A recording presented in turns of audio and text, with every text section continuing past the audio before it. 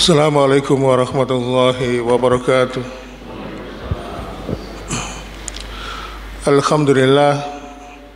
Alhamdulillahilladzi hamdan katsiran thayyiban mubarakan fih kama yuhibbu rabbuna wa yarda. Asyhadu an la ilaha illallah wahdahu la syarika lah wa asyhadu anna Muhammadan abduhu wa rasuluh alladzi la nabiyya ba'da. Allahumma salli wa sallim wa barik ala Muhammadin wa ala alihi wa ashabihi wa man tabi'ahum bi ihsanil yaumiddin. Fa ya ibadallah usikum wa nafsi bittaqwallah faqad fazal muttaqun. Qala ta'ala fi kitabil karim, a'udzu billahi as-sami'il alim minas syaitonir rajim. Ya ayyuhalladzina amanu taqullaha haqqa tuqatih wa la tamutunna illa wa antum muslimun. Alhamdulillah, senantiasa kita bersyukur kepada Allah Subhanahu wa taala yang telah memberikan berbagai macam kenikmatan, memberikan hidayah, memberikan inayah, rahmat serta taufiknya. Jadi antara hidayah, inayah, taufik serta rahmat itu kalau kita definisikan itu pasti membutuhkan banyak durasi waktu. Tetapi kita tidak akan membahas itu, tapi intinya adalah seperti yang disampaikan oleh Ustadz Khalili tadi ketika sholat di pada rakaat pertama, beliau membaca surat Al-Baqarah mulai ayat 196 sampai ayat 201. Tetapi yang menjadi perhatian saya adalah di ayat yang ke-197 ketika Allah Subhanahu wa taala menyampaikan wasiat kepada kita, wa tazawwadu fa inna khairaz zadi taqwa. Berbekallah kalian, maka sebaik-baik bekal itu adalah bekal takwa. Maka salah satu bentuk ketakwaan ini dicontohkan oleh Nabi, lalu kemudian diikuti oleh para sahabat, yaitu ketika kita ini merasa mendapatkan nikmat dari Allah Subhanahu wa taala, maka tidak ada harga yang pantas untuk membayar semua kenikmatan itu kecuali kita senantiasa meningkatkan iman dan takwa kita di hadapan Allah Subhanahu wa taala. Minimal kita menjalankan segala perintah dari Allah dan Rasulnya, dan kita menjauhi segala apa-apa yang telah dilarang oleh Allah dan Rasulnya.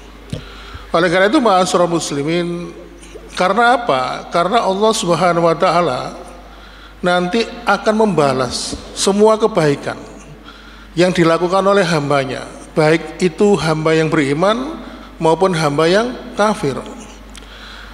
Tetapi bedanya, kalau kita sebagai hamba yang beriman, maka semua ketakwaan kita atau kebaikan hidup yang kita lakukan akan dibalas oleh Allah Subhanahu wa taala tidak hanya di dunia tapi juga di akhirat. Tetapi kalau orang kafir melakukan kebaikan, maka kebaikan itu hanya dibalas dalam kehidupan dunia saja. Tetapi untuk masalah kekafirannya akan diminta pertanggungjawaban oleh Allah Subhanahu wa taala. Makanya urusan takwa ini Allah itu tidak pernah memaksa kepada kita. Coba jenengan amati ayat 255 surat Al-Baqarah, itu kan ayat kursi. Di situ Allah Subhanahu wa taala menunjukkan eksistensi dirinya sebagai Tuhan, sebagai pencipta yang mengibaratkan singgasananya itu sebagai kursi. Maka di ayat berikutnya Allah mengatakan la ikraha fiddin. Tidak ada paksaan dalam agama ini. Artinya apa? Ketika Allah Subhanahu wa taala sudah menyebutkan kekuasaannya, kalau dalam bahasa Inggris namanya Almighty, segala kemampuan, segala kekuasaannya, lalu kemudian manusia itu kok tidak diberikan tidak mempunyai ketakwaan di situ, tidak mau beriman, maka tentunya Allah memberikan pilihan. Kalau dia beriman, maka dia akan mendapatkan balasan surga. Kalau dia tidak beriman atau kafir, maka akan diberikan balasan berupa kehidupan siksaan neraka yang sangat pedih. Oleh karena itu ma'asyiral muslimin, inilah Allah, karena apa? Memandang kita sebagai hamba Allah, sebagai manusia itu sebagai manusia yang mempunyai akal dan pemikiran. Dan kita ini diperintahkan menggunakan akal itu untuk memberikan pilihan kita. Kita mau hidup memilih sebagai orang-orang yang beriman, atau kita memilih hidup sebagai orang-orang yang tidak beriman kepada Allah Subhanahu wa ta'ala. Dan alhamdulillah kita diberikan oleh Allah iman dan ketakwaan di dalam hati dan sanubari kita. Karena sesungguhnya kalau kita ini diberikan keimanan dan ketakwaan, diberikan hidayah oleh Allah, maka sesungguhnya Allah memilih kita sebagai hamba-hamba yang diberikan keselamatan. Kenapa? Landasannya, dalilnya ada di surat Ali Imran ayat 85. Di situ Allah mengatakan, wa may yabtaghi ghairil islam dinan fala yuqbala minhu wa huwa fil akhirati minal khasirin. Barang siapa yang dulu dalam kehidupan dunia dia mencari agama selain daripada Islam, fala yuqbala minhu, maka agama tersebut tidak akan pernah diterima di sisi Allah Subhanahu wa taala, wa huwa fil akhirati minal khasirin, dan dia di akhirat nanti digolongkan sebagai hamba-hamba Allah yang mendapatkan kerugian. Ma'asyiral muslimin wa zumratal mu'minin rahimakumullah. Itu sebagai mukadimah pada pertemuan kita pada pagi hari ini. Kita masih akan melanjutkan pembahasan kita. Beberapa waktu yang lalu kita secara intens membahas tentang kematian. Pada pertemuan kemarin kita sudah membahas tentang ruh itu setelah dicabut itu di mana ditempatkan oleh Allah. Sudah kita jelaskan, ternyata ruh itu ditempatkan sesuai dengan amal ibadahnya. Kalau orang itu meninggal dalam riwayat kehidupannya banyak melakukan amal kebaikan, maka ruh itu juga ditempatkan oleh Allah di tempat yang baik.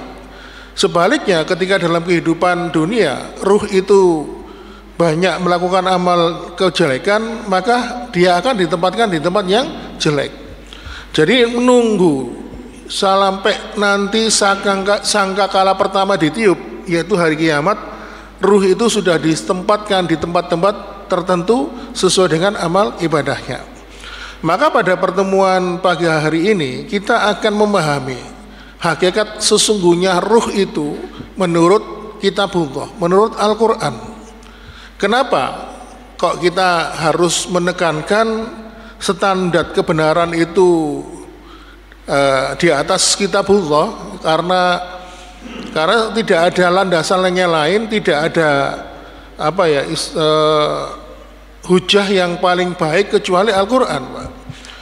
Karena dalam hal ruh ini banyak orang itu memberikan pendapat, banyak orang itu memberikan interpretasi, sehingga kadang-kadang akhirnya pemahaman tentang ruh ini akhirnya banyak yang ngawur dan sesat.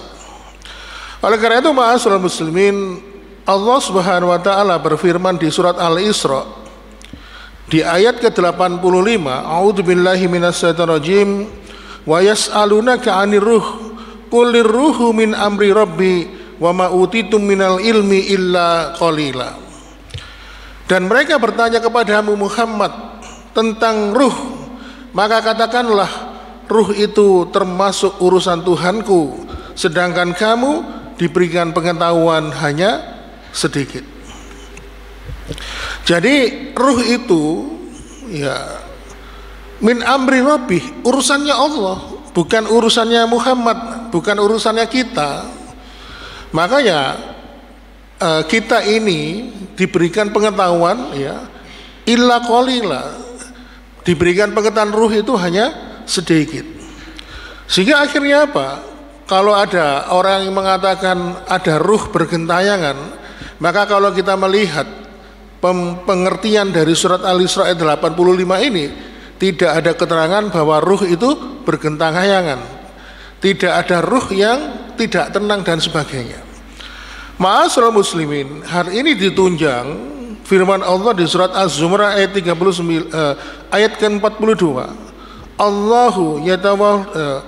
Allahu yatawaf anfusahinna mautiha walati lam tahud fil manahima wa yumsikul lati qada lailal mauta wa yursilul ukhra ila ajalim musamma Inna fi dzalika liayatil liqaumi yatafakkarun.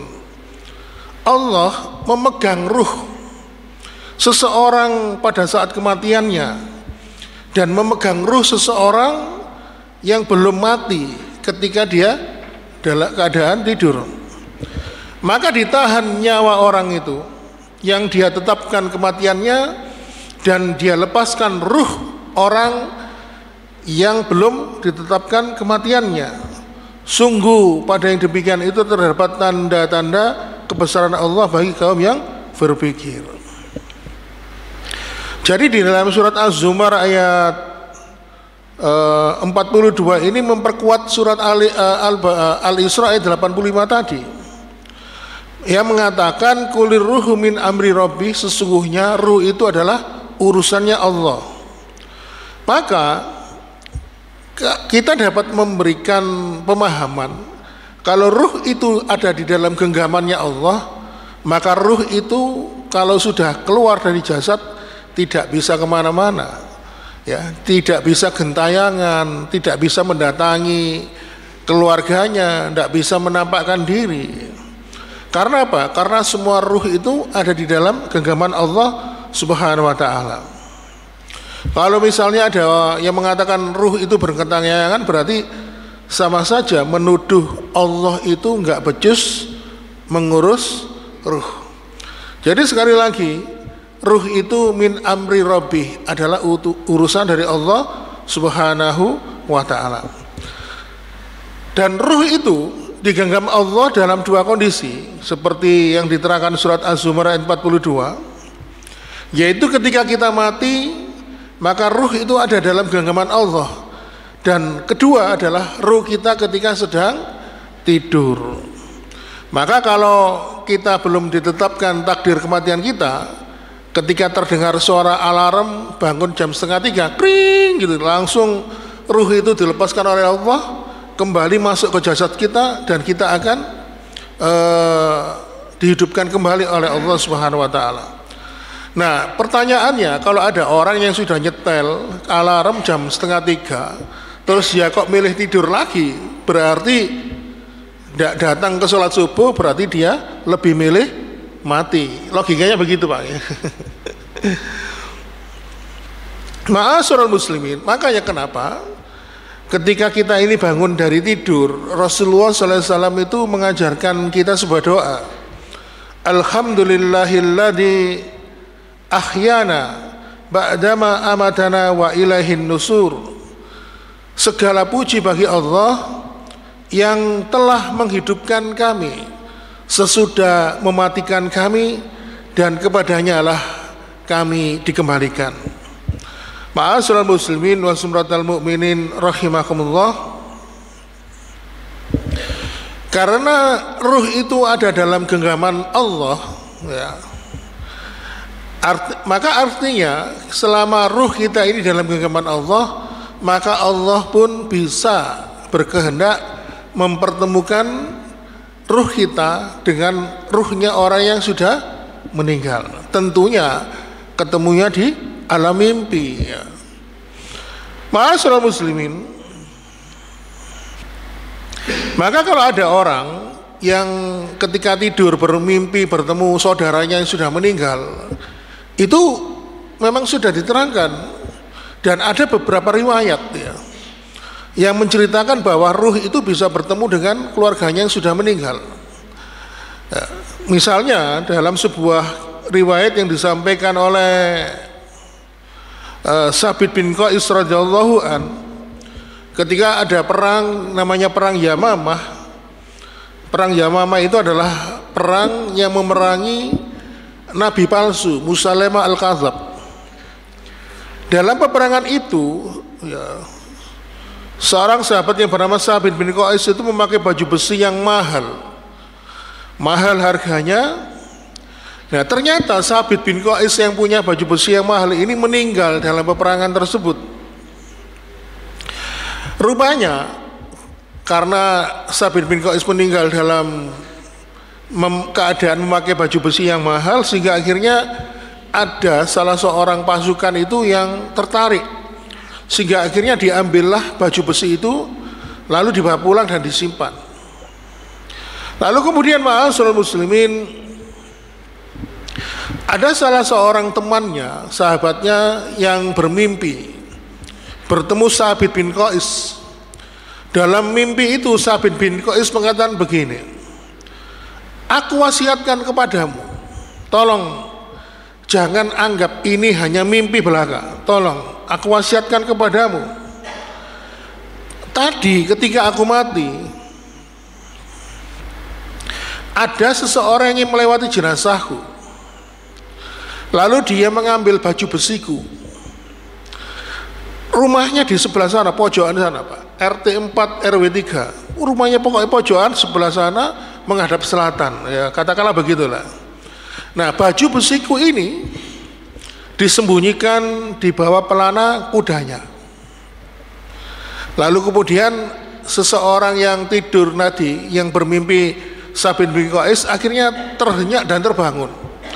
Lalu akhirnya apa? Dia melaporkan mimpinya kepada Khalid bin Walid.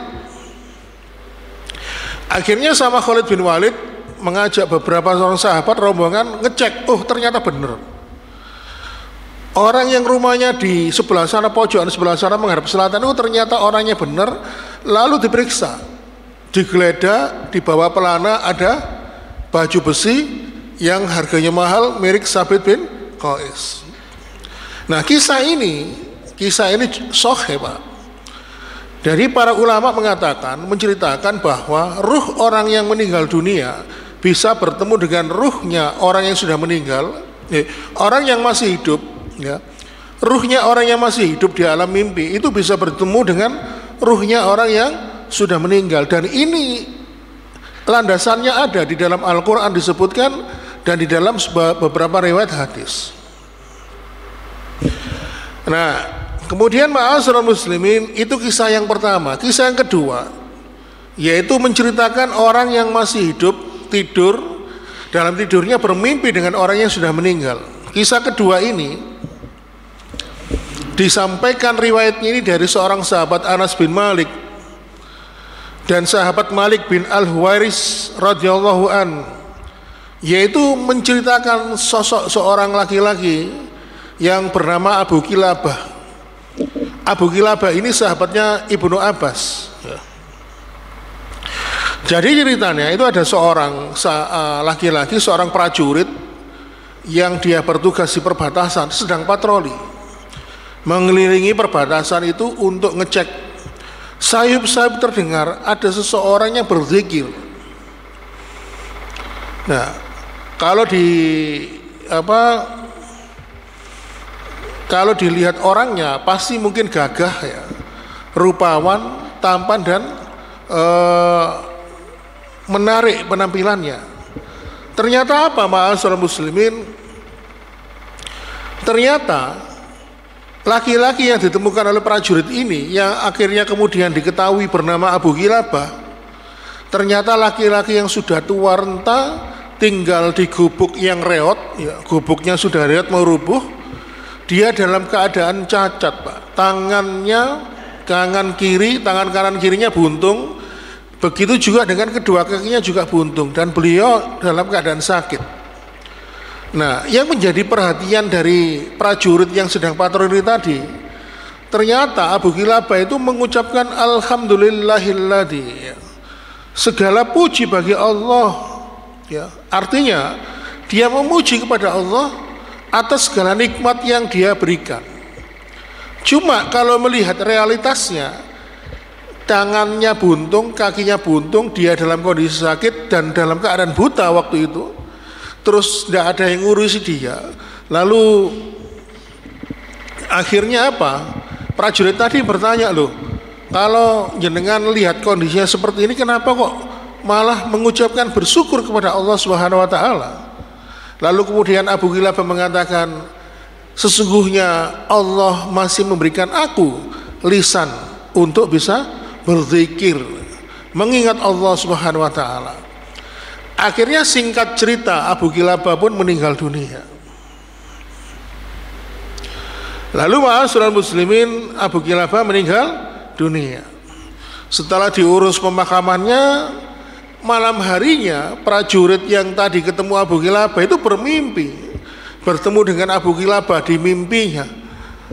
Dia tampak heran, Abu Kilabah kok tampak bahagia, wajahnya berseri-seri, tangannya sudah tidak buntung lagi, kakinya sudah tidak buntung lagi. Ya. Lalu kemudian si prajurit ini bertanya, apa yang engkau dapatkan, apa yang engkau peroleh dari balasan dari Allah Subhanahu wa taala? Lalu Abu Kilabah pun mengatakan, sesungguhnya Allah Subhanahu wa taala memberikan banyak balasan kebaikan untukku atas kesabaranku dalam menghadapi ujian dan musibah dari Allah Subhanahu wa taala. Sehingga akhirnya apa? Abu Kilabah pun mengutip salah satu ayat Al-Qur'an, salamun alaika bima sabartum, selamat bagi kalian yang telah masuk surga dengan kesudahan di dalamnya. Ma'asyiral muslimin, lalu kemudian prajurit itu tadi bertanya, bagaimana engkau bisa memperoleh semua itu? Maksudnya seluruh kenikmatan itu. Dia menjawab, sesungguhnya ya, Allah menyediakan derajat-derajat kemuliaan yang tidak bisa diperoleh kecuali satu, selalu bersikap sabar, kemudian yang kedua, senantiasa bersyukur dalam keadaan lapang, dan yang ketiga, tentram bersama dengan rasa takut kepada Allah, baik dalam keadaan sendiri maupun bersama khalayak. Jadi ma'asyiral muslimin, dalam hal ini, jadi dari kisah ini pelajarannya dapat kita ambil adalah ruh orang yang beriman ya tentu bertemu dengan ruhnya orang yang beriman juga.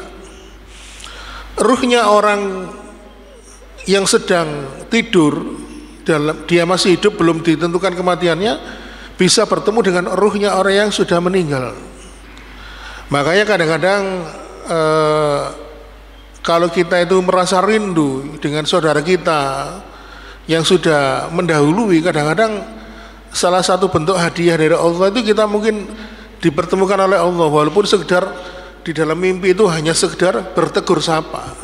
Jadi kalau misalnya kita ini ketemu ruh orang yang sudah meninggal atau mungkin saudara kita yang sudah meninggal, tidak usah ditafsirkan macam-macam. Ini tanda tanya gini-gini, tidak usah. Memang Allah Subhanahu wa taala mempunyai hak prerogatif untuk mempertemukan ruh kita dengan orang-orang yang dikehendaki oleh Allah Subhanahu wa taala. Itu kisah yang kedua. Kalau kisah yang ketiga ini barusan aja terjadi di era tahun 2000. Ya. Menceritakan, ini pernah dimuat di beberapa media.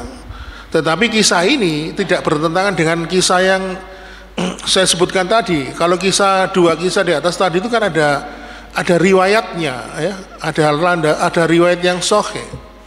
Kalau kisah ini era 2000 menceritakan ada seorang ustadz ya yang diuji oleh Allah, punya anak perempuan, seorang putri yang cantik jelita, tetapi sang putri ini sakit, sehingga akhirnya apa? Karena sakitnya itu sudah diusahakan berobat kemana-mana, tidak berjodoh dengan kesembuhan, sehingga akhirnya meninggal dunia. Dan akhirnya tentu sebagai seorang ayah yang mencintai anaknya, tentu sangat bersedih. Hingga kemudian suatu ketika tiba-tiba kok sang ustadz ini merasa rindu dengan anaknya. Akhirnya di malam hari ketika dia tidur, diberikan hadiah oleh Allah, berjumpa kembali dengan anaknya. Di dalam mimpi itu ternyata terjadi ada dialog. Gimana keadaanmu nak?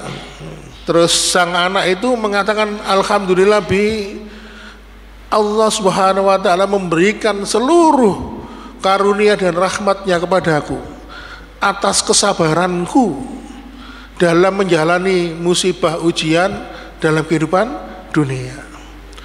Dan aku ini sekarang berada pada tempat yang betul-betul tidak pernah aku bayangkan sepanjang hidupku, sehingga akhirnya semuanya itu diawali dari berujung dari kematian. Jadi ternyata ma'asyar muslimin, sang putri ini, anak dari sang ustadz itu juga aktif di media sosial ya. Walaupun dia sakit, itu sering bikin status, entah itu di status Facebook, entah itu bikin status WA, dan statusnya itu mengajak kepada kita untuk merenung. Nah, salah satu yang status yang waktu itu viral katanya, sang putri itu mengatakan begini, janganlah engkau mengumbar kesenanganmu di dalam kehidupan dunia, niscaya nanti engkau akan mendapatkan kelimpahan kenikmatan di akhirat. Jadi kalau misalnya kita itu di dunia ini tidak terlalu mengumbar kesenangan, ya kan kadang-kadang ada orang itu kan memperturutkan hawa nafsunya, ya apa caranya uripe seneng. Nah, kalau kita ini bisa mampu mengendalikan diri kita, tidak mengumbar kesenangan, maka akan mendapatkan kebahagiaan, balasan berupa kenikmatan dalam kehidupan akhirat. Dan ternyata putri dari sang ustadz ini walaupun sakit, dia termasuk kategori sebagai anak yang soleha, yang menyadari bahwa menjalani kehidupan itu adalah menjalani peran ya. Kalau ketika dia diberikan peran sebagai seorang anak yang sakit, maka tidak ada peran yang lain kecuali bersikap sabar dan ridho atas ketentuan dari Allah Subhanahu wa ta'ala. Sehingga akhirnya lewat sakitnya ini, walaupun dia bikin postingan status, maka sebenarnya isinya adalah dakwah. Pertama untuk menguatkan dirinya, juga menguatkan ya, kepada followernya. Jadi ma'asyiral muslimin, inti dari kisah ini adalah bahwasannya Allah Subhanahu wa ta'ala memberikan memberikan kesempatan orang-orang dalam kehidupan dunia yang masih hidup bisa bertemu di dalam mimpi tentunya dengan ruhnya orang-orang yang sudah meninggal dunia. Karena apa? Ruh itu sekali lagi ada di dalam genggamannya Allah Subhanahu wa ta'ala. Oleh karena itu ma'asyiral muslimin wa sumratal mu'minin rahimakumullah. Kemudian yang berikutnya, kenapa sih kalau tadi Allah mengatakan di dalam surat Al-Isra 85 wa qulul illa qalila, Allah tidak memberikan informasi ruh itu kecuali hanya sedikit saja. Sekarang pertanyaannya, kenapa kok tidak semua ruh itu, informasi itu disampaikan kepada kita? Ya tentunya itu bentuk salah satu sayang dan cintanya Allah kepada kita. Nun sewu Pak, misalnya ya, ada salah seorang anggota keluarga kita meninggal dunia, lalu kemudian Allah menampakkan bagaimana si mayit itu mendapatkan azab kubur. Kita bisa melihat, pasti kita tidak akan nggak bisa tidur Pak. Lalu misalnya Pak Bambang ngajak, sarapan nasi bungkus Pak John. Sepurane Pak Bambang gak kolu, aku gak tego, aku soalnya mari ndelok dulurku kena azab kubur misalnya ya. Nah, makanya kenapa kalau ada orang yang dibatasi penglihatannya, pendengarannya berkaitan dengan ruh ini, sebenarnya itu adalah bentuk kasih sayangnya Allah. Seandainya kalau kita melihat ada orang, atau bahkan gak usah melihat ya, mendengar saja jeritan penghuni kubur mendapatkan siksaan kubur, kita pasti tidak bisa tidur, tidak bisa tenang hidup kita. Makanya dalam sebuah riwayat itu pernah disampaikan, Rasulullah itu bertanya, siapa yang tahu di antara kalian penghuni kubur-kubur ini? Lalu salah seorang menjawab, saya ya Rasulullah. Lalu Rasul bertanya, kapan mereka matinya? Lalu orang itu menjawab, mereka mati ketika masih zaman jahiliyah. Maka Rasulullah mengatakan, seandainya kalian tidak saling menguburkan, ya, seandainya kalau kalian tidak saling menguburkan, niscaya aku akan berdoa kepada Allah agar kalian bisa mendengar siksaan kubur seperti yang aku dengar. Jadi Rasulullah itu memberikan gambaran seperti itu. Artinya apa? Siksaan kubur itu Kalau misalnya kita tidak diperlihatkan, cukup mendengar saja, itu suaranya sangat mengerikan sekali. Maka ma'asyiral muslimin, pernah suatu ketika keledai yang dinaiki oleh Rasulullah sampai terperanjat kaget sehingga akhirnya tergelincir jatuh. Karena apa? Dia kaget mendengar suara orang yang disiksa di alam kuburnya.